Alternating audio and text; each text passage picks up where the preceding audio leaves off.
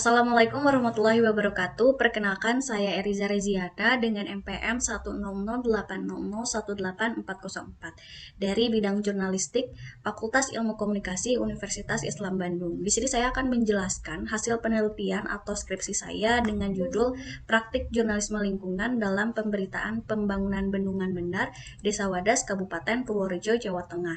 Saya menggunakan subjudul yaitu analisis framing pada mediaviva.co.id dan okezon.com. Konteks penelitian di sini adalah mengikuti perkembangan sektor industri media yang melahirkan jurnalisme online dengan karakter yang lebih cepat dan lebih praktis. Seiring berjalannya waktu, muncullah jurnalisme lingkungan sebagai salah satu perspektif untuk menyampaikan berbagai realitas lingkungan hidup yang terjadi di sekitar masyarakat. Nah, ada salah satu fenomena yang terjadi di Jawa Tengah, yaitu rencana pemerintah daerah Ganjar Pranowo soal pembangunan bendungan bener yang menjadi isu sentral, karena kasusnya melibatkan aksi bentrok antara warga sipil dengan aparat kepolisian. Konflik Desa Wadas ini dilatar belakangi masalah lingkungan yang kemudian kasusnya ramai diangkat oleh media dengan pembingkaian berita yang berbeda-beda pula. Maka dari itu saya mengambil fokus penelitian, yaitu bagaimana bingkai praktik jurnalisme lingkungan dalam pemberitaan pembangunan bendungan bener di Desa Wadas, Jawa Tengah pada mediaviva.co.id dan okezon.com. Selanjutnya, untuk rumusan masalah dalam membedah atau bingkai praktik jurnalisme lingkungan ini, saya menggunakan elemen atau dimensi besar dari analisis framing model Robert Eman, yaitu ada define problems, kedua diagnose cause, ketiga make moral judgment, keempat treatment recommendation untuk membedah bagaimana bingkai praktik jurnalisme lingkungan dalam pemberitaan pembangunan bendungan bener pada mediaviva dan okezon. Kemudian ada setting penelitian. Di sini saya menggunakan subjek dari media online yaitu viva.co.id dan okezon.com. Di sini objeknya adalah pembingkaian berita pada kasus pembangunan bendungan bener mediaviva.co.id dan okezon.com. Metode kualitatif, di mana peneliti sebagai instrumen kunci yang dapat menjelaskan atau menginterpretasikan suatu kasus dengan sistematis, rinci, dan detail. Kemudian paradigma yang digunakan adalah konstruktivisme, realitas itu tidak ilmiah, yang melihat realitas itu tidak ilmiah karena realitas itu dikonstruksi. Maka dari itu, di sini saya juga untuk mendukung penelitian ini menggunakan pendekatan analisis framing model Robert Eman.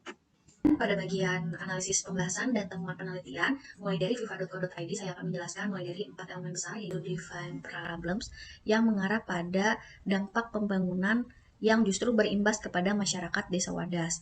Nah, Viva membentuk diagnosis atau memperkirakan sebab masalahnya mengarah pada represivitas aparat dan sikap abai Ganjar Pranowo. Yang ketiga, make moral judgment. Viva mengarah pada soal moralitas aparat negara yang justru tidak berjalan sebagaimana mestinya. Yang keempat, ada treatment recommendation, yaitu ala FIFA dengan menghentikan pembangunan bendungan bener dan stop kekerasan negara. Pada pemberitaannya, FIFA membentuk atau melakukan praktik jurnalisme lingkungan ini menggunakan paradigma ekopopulisme yang mengarah pada humanity atau asas kemanusiaan.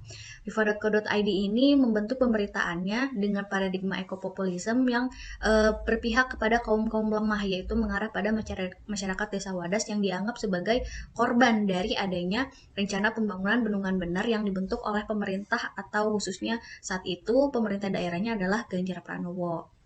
Selanjutnya ada dari media okezon.com yang mengarah pada 4 elemen besar. Yang pertama, define problems, yaitu penolakan warga justru dianggap sebagai bentuk anarkisme. Kemudian yang kedua ada diagnose cause yang mengarah pada perbedaan sikap antara warga yang dari pro dan kontra itu dianggap sebagai sebab masalah, sumber masalah menurut media okezon.com. Dan yang ketiga ada make moral judgment, yaitu moralitas aparat negara justru dibentuk sebagai citra yang positif. Yang keempat ada treatment recommendation yang mengarah pada relaksasi warga Wadas saat di lapangan. Media okezon membentuk praktik jurnalisme lingkungan menggunakan paradigma eco-developmentalism yang mengarah kepada konflik yang terjadi di Desa Wadas ini. Kemudian adapun kesimpulannya dapat saya buat 4 poin. Yang pertama, dilihat dari define problems, bingkai praktik jurnalisme lingkungan pada pemberitaan pembangunan bendungan bener Desa Wadas media Viva itu mengarah pada dampak masyarakat yang kontra terhadap proyek pembangunan bendungan. Viva membingkai rencana pemerintah ini justru berdampak pada pelestarian lingkungan alam. Berbeda dengan media okezon memandang pembangunan ini justru memberikan manfaat bagi masyarakat. Kedua media ini sama-sama melihat objek jurnalisme lingkungan pada realitas konflik dalam manajemen pengelolaan lingkungan hidup. Kemudian poin kedua, dilihat dari diagnose cause, media Viva membingkai warga sebagai korban atas dua, yaitu represivitas aparat kepolisian dan sikap abai pemerintahan Ganjar Pranowo dalam penanganan konflik Desa Wadas. FIFA membingkai sikap pemerintah dan aparat hanya membuktikan keberlanjutan proyek pembangunan tanpa melihat evaluasi konflik yang berdampak pada warga desa Wadas. Dalam konteks jurnalisme lingkungan, FIFA melihat proyek bendungan sebagai sebab adanya atau sebab cikal bakal kerusakan lingkungan alam. Berbeda dengan media Okezone, melihat warga yang kontra itu sebagai anarkisme atau menghambat progres pembangunan bendungan benar. Poin ketiga, dilihat dari moral judgment, pendefinisian masalah pembangunan benar pada media FIFA memandang moralitas aparat negara tidak berjalan sebagaimana mestinya. Karena FIFA melihat tindak kekerasan aparat ini sebagai bukti bekerjanya hukum represif. Sedangkan Okezone memandang moralitas aparat negara sebagai pelindung masyarakat desa Wadas. Aparat berhasil menuntaskan tugas pengawalan BPN untuk kepentingan proyek itu sendiri. Dalam konteks jurnalisme lingkungan, FIFA melihat persoalan dengan paradigma ekopopulisme dan Okezone menggunakan paradigma eco-developmentalism yang memihak kepada pembangunan lingkungan.